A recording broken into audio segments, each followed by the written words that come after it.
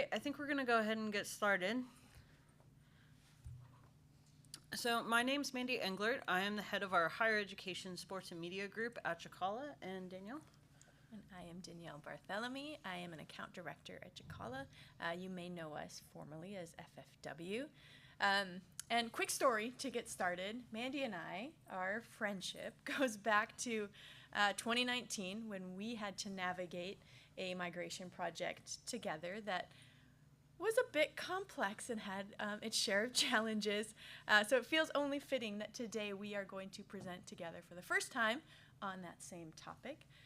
So within a few years of us being in that position, we both found our way to Chicala, and since then have been able to work together closely or in parallel on a large number of migration projects where we were able to strategize together. And if you've done a migration project, we also commiserated together, walking through some of the challenges, the ups and downs that came through it.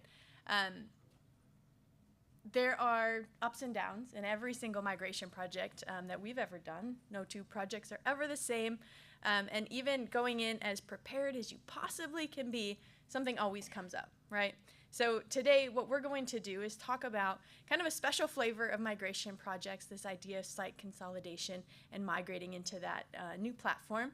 And we're going to share the best pro tips that we have over our many years and many projects that we've worked on to give you hopefully a head start and help to alleviate some of the challenges that come our way when we're doing migration projects. Annie, you'll kick us off. Awesome. So I want to ground the conversation just in a real world scenario, because the challenges that we're going to talk through today are not just theoretical, they're real problems that we've actually dealt with. So I want to start with a pretty familiar story here. I work with a lot of university clients, so I'm going to start with that. Just large university, lots of colleges, lots of departments, lots of different programs. They're all managing their own websites, and oftentimes they are operating in complete silos. So completely different navigation structures, completely different content strategies, design a lot of times as well. And what's happening is the SEO rankings start to really suffer from that because they're all kind of competing with one another.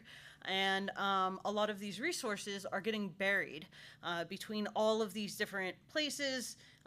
They're losing a lot of domain authority. And the worst part is prospective students aren't able to find exactly what they're looking for. Faculty usually have to maintain profiles across multiple websites, multiple domains, and the marketing teams fight a really uphill battle trying to figure out how to keep messaging consistent across the university.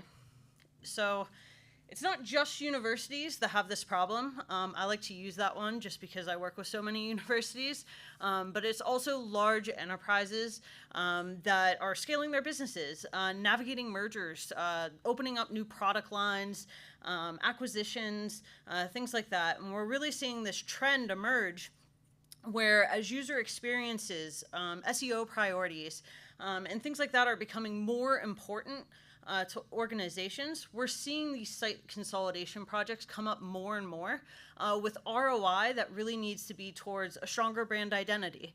So having that consistent messaging, having that consistent brand across all of these presences. SEO and digital performance.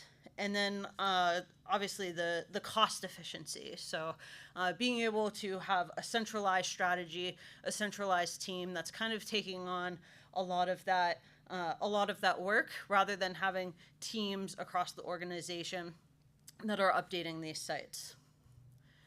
So we always say don't consolidate for consolidation's sake.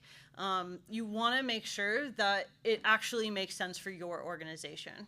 So we say that you need to do this for your users, but also for your organization. It really needs to be a balance between the two. So a lot of times we'll hear, oh, well, we really need to help with the SEO, or we need to, take out some of this fragmentation that we're seeing between these sites, or we just acquired this company, we really want them under our domain.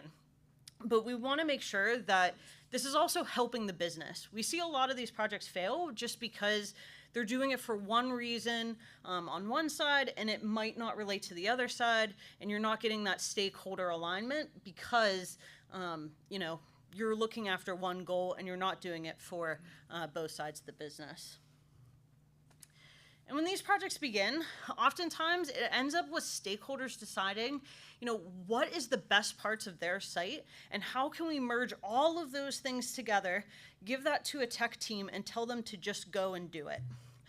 And so there's a famous saying that's, a camel is a horse designed by a committee. And so I always like to use this analogy, you made a camel. So you have all of these different pieces that you're kind of merging together. And what happens is you're losing the point of that site consolidation project. You're Frankensteining your website instead of actually taking the time to figure out what user experiences you want, how to streamline things, how to streamline that user experience, and it makes it a lot harder to maintain as well. So Danielle, actually, could you take us through some of the stakeholder alignment pieces? Of course. So the most important thing, in my opinion, of projects like this is not updating brand elements. It's not making sure you have the perfect content model. It's not the most seamless migration plan. It's not even like nailing the migration script perfectly on the first shot, right? Like, although that'd be awesome, it's stakeholder alignment. This is such a critical part of the entire project and even beyond the launch date, right?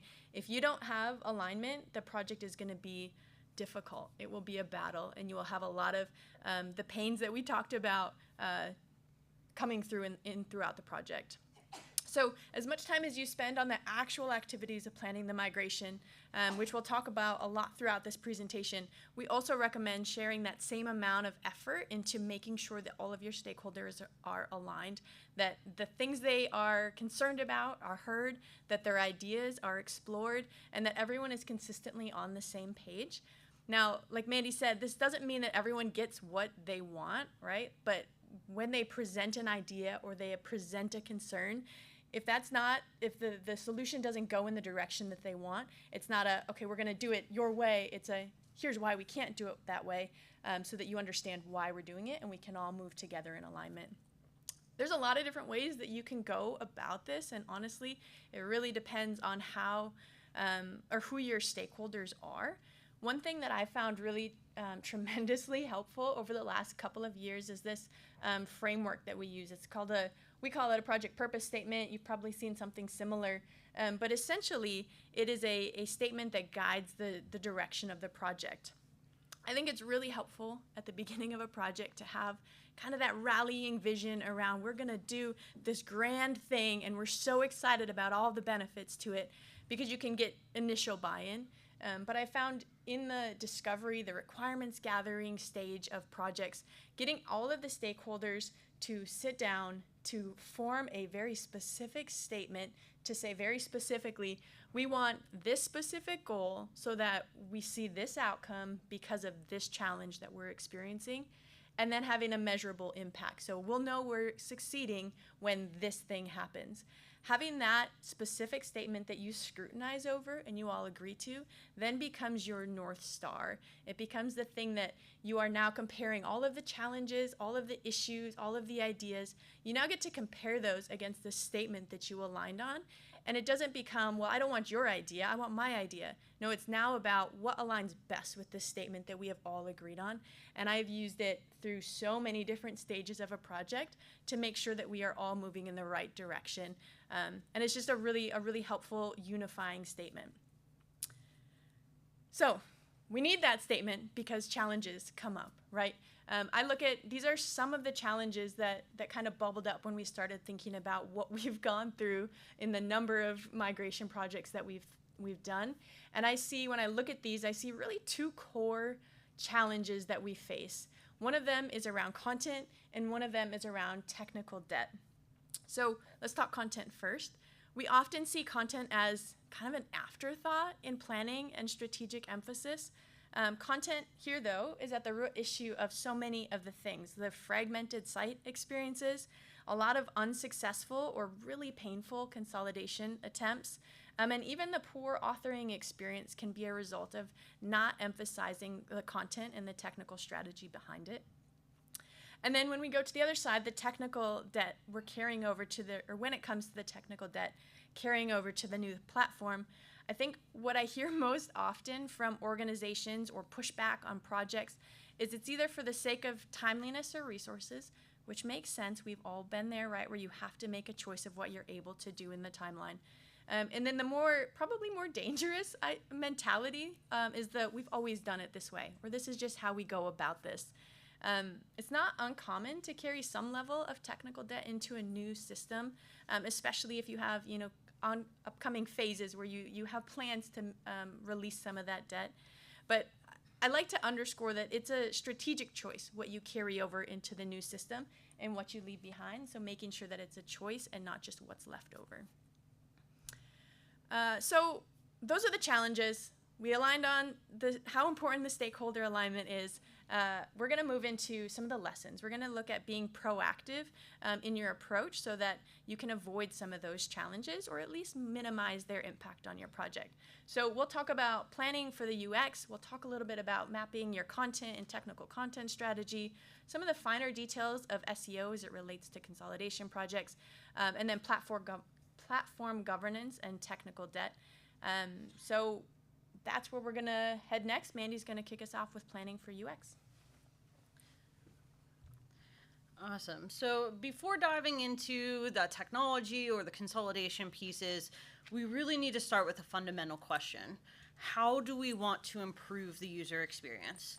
So what we're seeing here across all of these sites are these very positive and very negative experiences, and you're seeing there's a lot of drastic movement between those two. And that's usually kind of your starting place. That's usually kind of what you're starting to work with as you're looking at all of these sites going to that conversion. So you need to have that well thought out UX strategy to try to minimize those.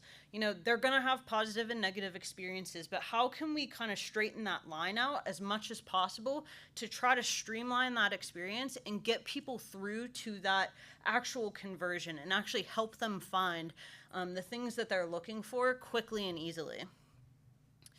So once we commit to this user-first approach, the next step is really defining how we want to improve the experience. So the types of information that are going to be really helpful for users, we want to have that mapped out within a content strategy. So the tone of voice should really be the same across all of these sites. In prior experiences, when the sites were siloed, you may have had different people, different messaging, different goals, and different ways of thinking of things. So that content strategy can be really helpful to make sure that you have that aligned. The information architecture, this helps from like a technical perspective quite a bit because you're showing how you want the URLs put together. But also from a user perspective, you want to be able to not base this on your internal structures, but actually base it on how users should be navigating the site. Taxonomy and searchability. A well-structured site is really going to help users discover what they need without that frustration. So if the search results are messy or taxonomy is messy, people will leave the site. And in the editorial experience, a lot of times what we say is, authors need intuitive tools and workflows. If you have a positive editorial experience, you're going to have authors that are willing to go in there and improve the user experience over time. And once we define some of those UX goals, the next step is structuring the site in a way that supports not only what we need today, but also what we need in the future.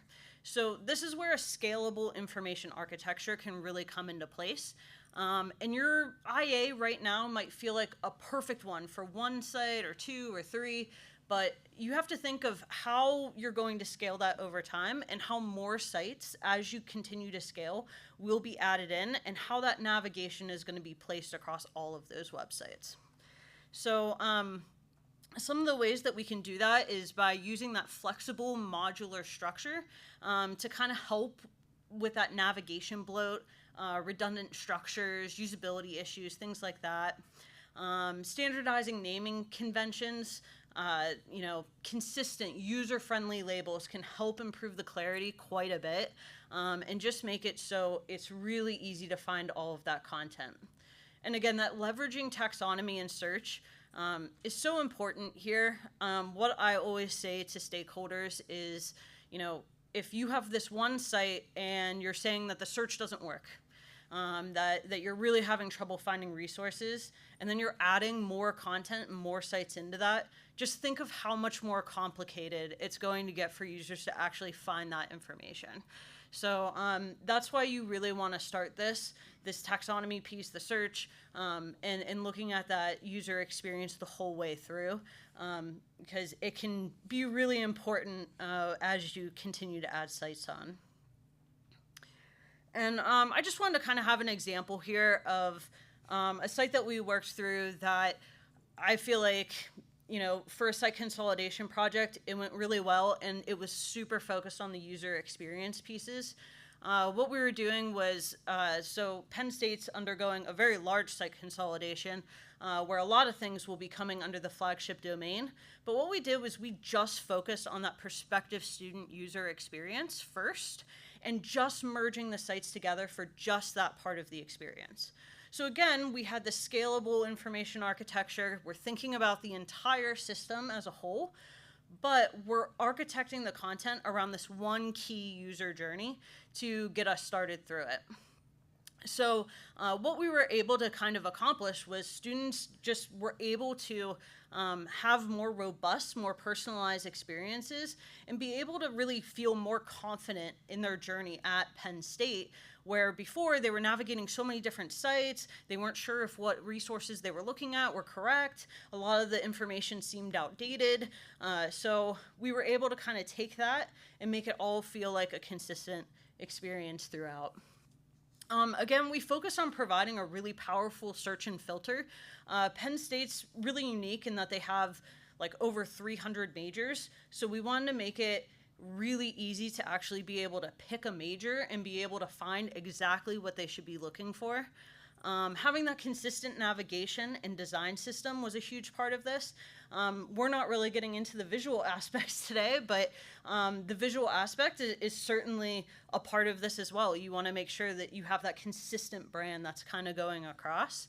And it's really helped to enable some of their marketing campaigns. So when you're looking at this prospective student journey and you're sending marketing campaigns to all of these different sites and all of these different places, what we're able to really show now is, okay, we know that no matter where they are in that user experience from a prospective student perspective, they're landing somewhere that we trust, that we've actually looked, and they're going to be able to find the resources that they need because we've landed them in a system that makes it really easy. So you want to go through our next lesson? Yes. All right, so we're going to dig into some technical content strategy now, specifically on content modeling to get us to that place where we can map the migration from the legacy systems into the new experience. So when you set out to model the content of the next experience, this consolidated platform that you're working towards, it can be so tempting to just model against what already exists. Maybe you're going to streamline a few abandoned content types here and there or clean up taxonomy a little bit, but if you do it at that level, you're missing a huge opportunity to really streamline your redundancies and you're likely going to be carrying forward content debt. So what we have learned in the most successful migration projects that we have worked on is that the content review is done at a holistic level and then brought down into the weeds of specific fields and related governance and requirements at that level. Without this approach, it's likely that the model will have inconsistent structures from content type to content type. It's going to add cognitive load to the editor's experience, making the process to manage the content and update the content more difficult. And then the idea of scaling up your content model as you look to add more sites just becomes really convoluted and difficult. However, when you do it holistically, when you're looking at the big picture, it makes the process a lot easier for you to consider the content editing experience as a whole. It's going to make it easier for you to enable content reuse, and it's going to make evolving and scaling that model for whatever comes next, more sites or more improvements, easier in the future. So ultimately, a well-structured content model leads to better user engagement, easier content management, and long-term sustainability and scalability for your website. Okay, so what does it actually look like to raise your vantage point of content up to that level to assess your needs and set your strategy? I'm a visual person. The way that I visualize this is I think about collecting all of the content off of the sites that are going to be consolidated into one, and I visualize myself laying it out on a table. So you get to look at what is all of the content that exists out there? How does it relate to each other? What feels kind of similar, or what feels really different from the other things? This is your inventory. This is your baseline. You kind of get it all out there, take a look at it, and generally understand the types of content, how it relates to each other. Then you start analyzing it a bit further. So what of this content is, I'm looking at the table over here, what of this content is meeting our users' needs? And what about this content over here? Is this still beneficial, or should it be adapted a little bit to meet maybe some changing needs of the users? Or maybe it's redundant because I have this site and this site and they're overlapping in the content and the way they approach it. And then what content maybe is not as helpful as it used to be, and we should look at either really revamping it, or maybe it's just time to retire it and move on from whatever that set of content is. So once you have your baseline knowledge, you know how the content is out there, how it relates to each other, you kind of start to understand, you have a good sense of the content your users needs, then you get to start scrutinizing the structure of it. So what like content from different experiences, so site 1 and site 2, what like content are contenders to consolidate? Maybe you have a blog over here and you have an article over here. Are they that different, or can they be brought together, right? So what are the structural similarities, and what are the differences, and why do those exist?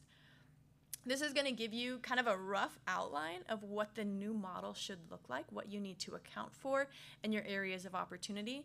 So then you get to jump headfirst into the nuance. And the nuance part is tedious, and it's hard work, but it's really where you uncover the opportunities to fine-tune and harness the power of structured content when you get to this level. And as you navigate the nuance, I typically think through 3 different questions. And now, these aren't going to uncover all of the details that you need, but it's kind of a starter pack of considerations you should be making to get the conversations going and uncover the things that you need to kind of pull the thread on to understand a little bit better. So the first thing I think about, and the questions I pose, is where can we change our content?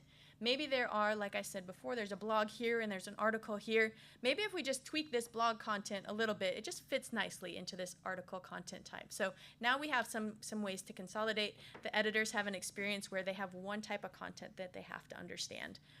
Maybe, or the next question is, where should we enhance our model? So maybe there's one nuance that we need to bring over into this content type. So we're going to still consolidate the 2 different ones into one, but we're going to update it a little bit so that it accounts for the different use cases, but we're not having this bloat of extra content types that we don't need. And then the third one, I think this is kind of the catch-all, like what warrants a unique content structure? There are inevitably going to be situations where maybe you have a unique data source that needs to remain and has to have a specific content type. Maybe it is driving specific functionality that needs to stay in place so that you can have the experience that you want to deliver to your users. And maybe that just stays the same. So these questions should prompt a good conversation to help you fine-tune and really dive into the nuances of the content model that you need. And now, I'm going to make this statement a lot, but anywhere that there's a gray area, like these questions are very broad and they can go in a lot of different directions depending on who your team is and what the nature of the project is. This is where your project purpose statement really comes into play, where you can start, if you come up with questions or points of confliction where one team wants this and one team wants this, you get to lay that against the project purpose statement and say, what better aligns with what we need to be the outcome of this project altogether. And then once you define the nuance and you have that destination model in place, that's when you get to start planning your content and how it will move from the legacy platform over to the new one, the mapping activity that you see in that Miro board. All right, so I've been through, obviously, this process with a lot of different organizations. One specifically that comes to mind for this topic is a large manufacturing organization. They were going through a project where they wanted to fold in kind of a legacy set of content into a new consolidated experience. And they weren't just like tacking it on, it was kind of blog-related content that they wanted to pull into their primary site. And they didn't just add like blog to the navigation, right? They wanted to infuse it into the path users were going through to make purchases on their site. They wanted to better inform their users as they were exploring and researching the products they wanted to purchase. So we went through this process, right? We wanted to inventory and audit the content. We wanted to understand how it all fit together and look for those opportunities of where we could infuse that new content into the existing content model. And then there were many of the places where it fit naturally and we didn't really have to make a lot of changes. So then we started focusing our time on the areas where there were gaps, and we made and strategically addressed the updates that had to happen to the content model and the functionality so that they were able to achieve that part of their North Star, where they wanted to pull in and infuse their path to purchase with some of this richer content to make the purchase easier for them. And because we walked through the intensive, detailed process, they were able to streamline their content model. They didn't just add things in and tack them on to what already existed. They made strategic decisions about where to grow it and where to just adjust their content to fit within the existing model. And they increase the structure so that they're able to better reuse that content throughout the platform for the use cases right now. But as additional use cases evolve in the future, as content continues to evolve, they're able to use that throughout the platform. All right, moving on to the next lesson. So preserving SEO and redirects, this is a really big part of site consolidation projects. And there's 3 key areas that I always really like to focus on as we're going through these projects. So defining that URL strategy. Without a strategy, you're really risking a lot of different conflicts, duplicate content, unintentional overwrites. So being intentional about what version of a page is going to win that kind of domain equity and that SEO value can really help you kind of determine, what URLs are going where, what page, is going to be the highest priority, and how content is organized from that usability perspective. The second is the redirect strategy. So this is where we're really mapping the old URLs to the new URL paths and using 301s to kind of maintain that SEO equity and avoiding those broken links. Otherwise, you're not just losing traffic, you're damaging your search visibility overall. So the redirect strategy is really important. Don't just leave it up to the tech team to do. And the last thing is user considerations. A lot of times your users aren't entering in through the homepage, and I feel like especially as we go through these site consolidation projects, everyone starts at the homepage and they're looking through all of the content starting at the homepage. But many users actually start their journey from organic search and they're landing somewhere within your site. So what I always like to do is I'll look at sort of like the top 100 landing pages, and then I'll kind of go through and start to see, when I land on this page, am I able to get to all of the resources that I'm expecting to be able to get to? Am I able to get to all of the different content? Am I able to search? Am I able to find that relevant content within the journey? And one of the biggest challenges, I would say, in a site consolidation project is preserving these search rankings and ensuring that seamless user experience. So I was actually speaking to one of our favorite architects on the team, and he's probably mortified that I'm about to call him out for this. But in the don't here, we have like about to, about 3.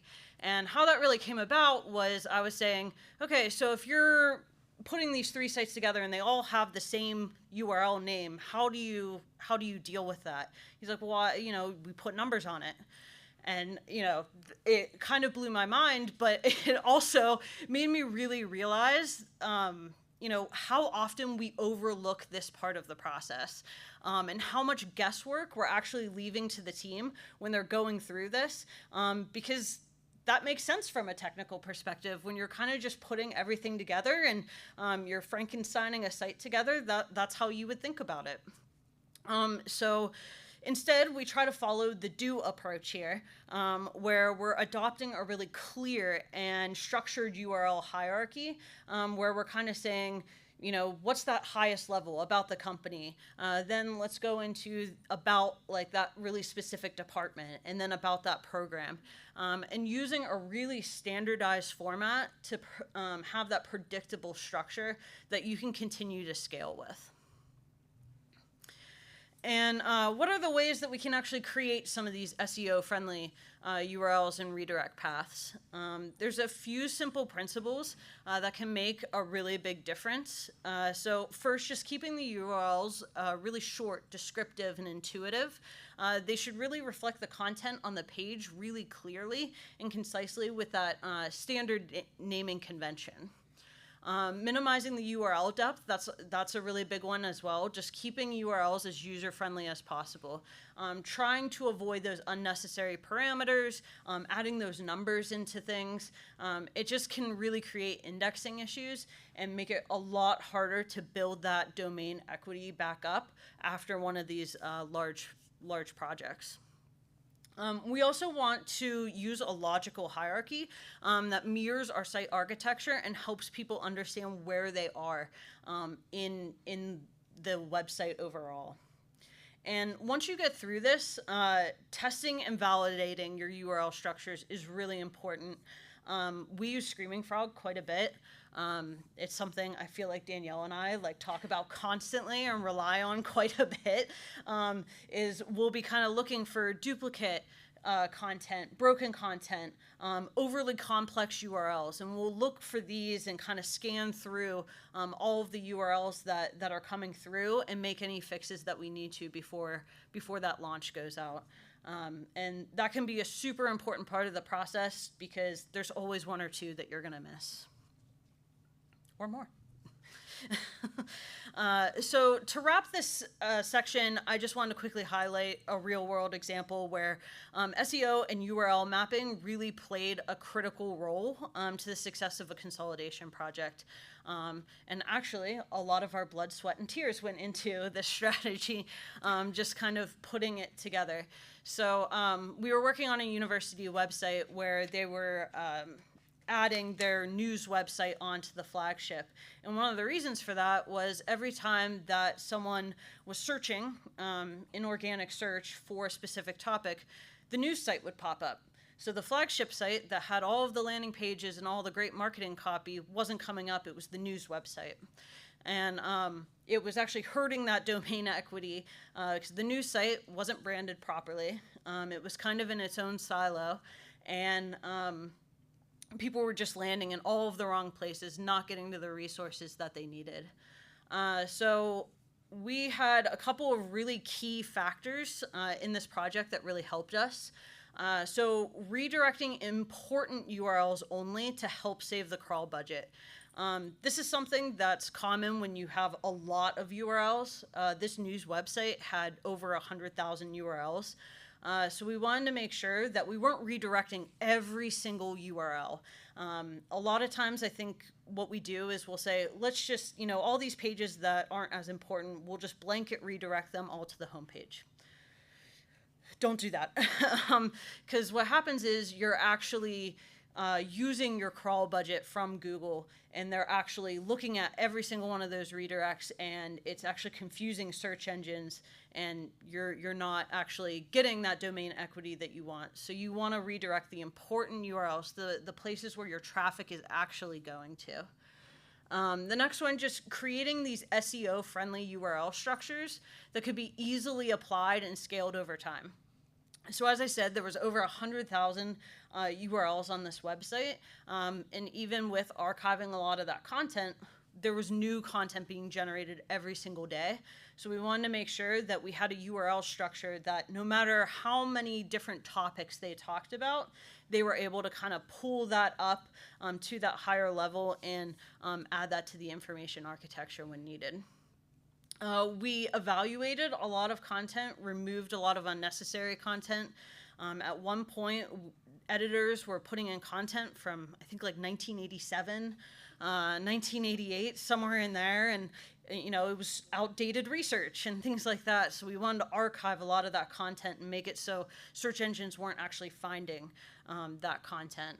And lastly, just redesigning the tagging system. So especially on news websites, we see a lot of free tagging that typically happens. We wanted to move that to a really structured tagging system where people were able to find content by just, typing into search, one specific topic, and then being able to find all of the information related to that topic, whether it was from the main domain or from that news domain.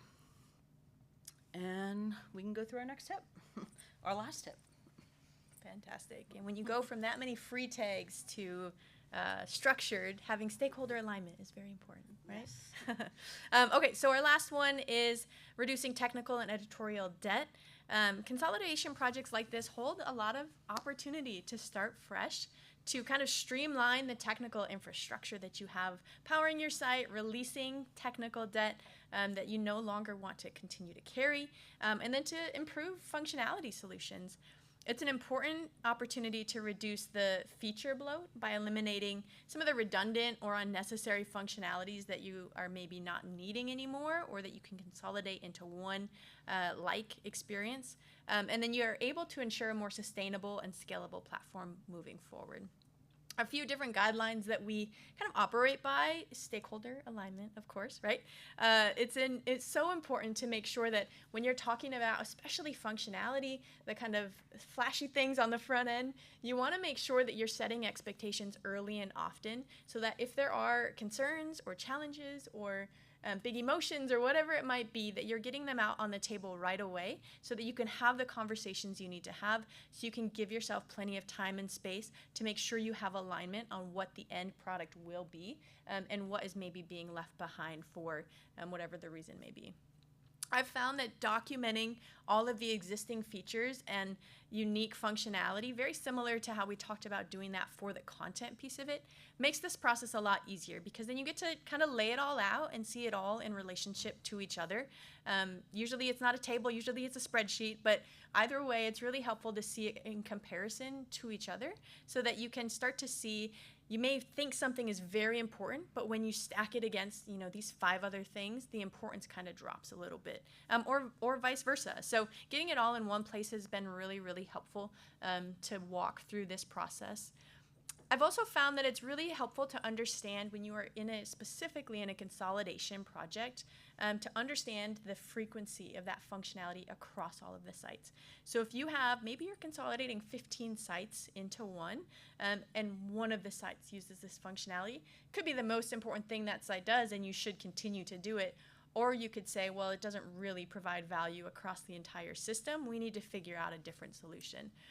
It's not a determining factor per se, but it's something that's really helpful for the discussions, to understand how important different activities might be for the system.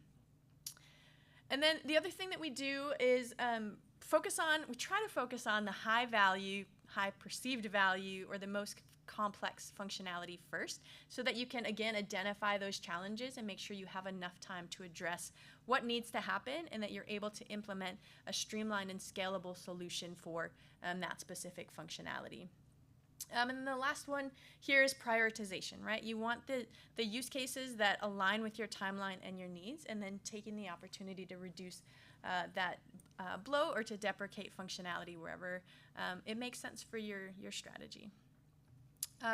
One thing, when we're talking about prioritization, one thing that we've also found helpful is leveraging incremental or phased rollouts. This isn't perfect for every scenario, right? Sometimes you need it all to go out at once, but if the situation is right, this can be a really advantageous approach. This gives you a chance to try some of the some of the early things that are released, you get to release them out into the wild and test them a little bit, harden the places that you need to lock down the governance or the requirements, or tweak things as you go. It also helps you to get the content editing team used to the new content structure, the new content types, as you continue to fold new pieces in. So there's different ways that you can kind of stack what you want to roll out. We've seen it with site by site. So maybe you start with your main site, like we talked about earlier. Maybe there's a couple of sites that you do, and then down the road there may be dependencies that you have to wait longer to bring another site in. You can also do it based on content types. Maybe there's 3-4 content types that you want to drive first, and then you're going to layer more in after time. And then complex functionality. Sometimes if you have parallel work streams for functionality, maybe it's something that has to come later, and you can have that in a future phase. This is the last time I'm going to talk about stakeholder alignment. I've been talking about it a lot, but I really do think it's such a critical element. And in this specific placement, it's so important at the end of the project and continuing into the post-launch management of the site. I find it falling by the wayside often towards the end of the project, where everyone's like, just get it done, just do the thing to make the timeline. Or once the product launches, you move on to the next thing, right? Stakeholders are typically very busy people. They have a lot of things on their plate. And it's easy to just like, we'll talk about it later. We'll push it to the back burner. We have this other focus. But it should remain a priority moving into the post-launch phase. Otherwise, some of the behaviors and the decisions that brought you to the place you're seeing in the legacy are going to kind of creep back in post-launch. And obviously, we don't want that, because then you have to do it all over again in the future, right? So again, there's different ways that you can go about this. A few of the things that I found to be really helpful is, again, pairing your project purpose statement with this, so that as you introduce new functionality, you talk about consolidating and bringing in additional sites, you're staying aligned around what that North Star is. Like, what is the purpose of the platform for our business and for our users, and keeping that being the main thing. Over the last couple of years, I've also realized recognized a lot of clients and organizations that I work with are creating governance councils, cross-functional groups of individuals that can be used as a resource to navigate some of the new functionality that you want to introduce, some of the changes you maybe want to make to the platform, which has really been helpful in a lot of ways. And then the last one is crafting guardrails, so that they outline kind of the general approach that you have for when you want to introduce or extend the system to meet another use case. So if you think about kind of the 80-20 rule, I see guardrails as the 80%. So most of the situations can be addressed through kind of the system of decision making that you have, and then you can leverage that council or the cross-functional group to navigate the 20% that are maybe a little bit more complex, a little bit stickier, maybe the more innovative side, to make sure that you're doing it in the appropriate way. One last story, and then we'll close it out. So we work with a large technology company that has recently made several strategic acquisitions, and they are in the process of bringing these different sites into their primary platform for a number of different reasons: security, brand consistency. They're bringing in that service line, so they want it to be a part of their larger brand and their larger digital platform. So for some of the acquired companies, they are just folding the content into wherever it makes sense across the site. But we went through the same process. We inventoried it, audited it, evaluated where it fit, and typically, for the most part, they adapted the content to fit the model that already exists. There was no compelling use case enough to extend what they were already doing. So they just worked it into the content that was already there. But however, there was a couple of situations where there was a reason to extend the content model. So they, as a business, chose to strategically do that, to add to their content model, to introduce new functionality to the system, because it accommodated the high-value content of these new subsidiaries that they were needing to move in.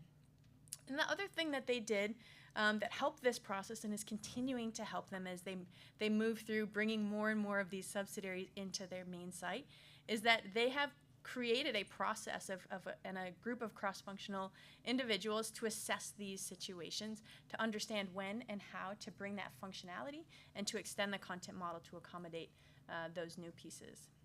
So by using this experience consolidation framework that they have for their content strategy and the ongoing governance that is provided by that cross-functional group, it's streamlined their UX. It's helping them as an organization and address this kind of ongoing need that they have for consolidation of experiences in the primary platform. And it's been really, really helpful for them to know that they have these additional subsidiaries coming in and they have a plan of how they can roll them into the digital platform. So with that, I'll pass it back to Mandy to wrap us up. Awesome. So as we wrap up, I just want to leave you with a couple of questions to take back to your teams. So the first one is just, what's the biggest challenge holding your organization back? So it might be technical debt, internal politics, just like the sheer amount of work that it's going to be. But naming that roadblock can be a really great first step in one of these projects to start with that stakeholder alignment and getting to that North Star that Danielle referred to. Second, who are the key stakeholders that you need to bring into the conversation now? Not just at the launch, but throughout that entire process. Consolidation isn't just a web team project. It's really an everyone project. Marketing teams, web teams, digital strategy teams, all of these teams really need to be involved throughout the project, because there's a lot of different people that are shaping the experience at every single one of these touch points. And finally, how do you prevent that future fragmentation? Because it's not just about clearing up what's broken today, but it's also about, being intentional about how you can prevent that in the future. So a unified platform really has that better user experience, stronger SEO, and a clearer brand voice. So again, that's a really important question here. So your version of success might look very different than someone else's. We showed you 4 different projects here today that there were really different issues throughout each one that we were able to kind of work through, and different challenges and different stakeholders and different ways of dealing with things. So there's not always, a one size fits all. To Danielle's point, really having that stakeholder alignment and having that North Star really helps you through that process. And that's possible when we consolidate with strategy and purpose. We have a QR code just so you can download the slides, just short URL as well, if anyone was interested in the slides afterwards. Last year, I forgot to put something, and I was asked a lot of times, so I wanted to make sure that we had that this year. And I think that wraps us up. Yes. Thank you all for attending. And we have a couple minutes left if there were any questions. Yeah. When you have a main site and you're doing a merger, how do you, prevent or save some of your SEO ranking when an old domain might be disappearing, where redirecting may not be possible because the domain. The domain's just going to not exist at all anymore. Yeah, so usually I'll just kind of have, you can put the 301s from those old URLs to the new URLs so that they're not there anymore, but I'll usually try to archive a lot of that content on the main domain and just make sure that there's always kind of a redirect strategy there. I like to always use vanity kind of URLs to kind of help with that process too. Do you have any tips around that? I do. This actually just came up a week ago for me. So I would not sunset that domain right away. Keep it around for a little bit. And then once you start to realize, or you shouldn't realize it, you should go into Search Console or make sure that Google is picking up the new sites and your 301s aren't being used anymore. And then you can speed that up by re-indexing your site in Search Console. And then once you feel good that most of the traffic is going to the right domain, then you can go ahead and sunset it. That's what I would recommend. Other questions? Yeah? I work in higher ed, and you mentioned a news site that you had worked on Yes. recently. Is there kind of an industry standard as to when you start sunsetting old articles and kind of what that strategy looks like? Or do you want to fill that one? So, so our strategy with this was that, so we looked at a lot of data. So we actually went back 5 years, like through all of the data. And if we didn't have at least 100 sessions, like within the Google Analytics, within the last 5 years, then we knew that it was going to be sunsetted. So, because a lot of times we were seeing that there were some articles from like 2012 that were popping. And we wanted to make sure that, like, especially those articles, we were updating them and kind of like rewriting certain pieces of them so they would continue to have that SEO value and continue to, thrive on the site. But we went back that 5 years. It was something that the editors really decided. So when we were like, we're going to go back 2 years, they were like, no, you can't do that. Like, it's gotta be like 5. So that's where we started. And then once we had that full evaluation, we went through and we were saying, okay, which ones need to be deleted? A lot of the ones from like the 1980s, we were kind of like, we should just delete this. And then some of the more recent ones, like if there was an updated research project, we saw that quite a bit where it was like, there was past research and then we could link out to like a new research project.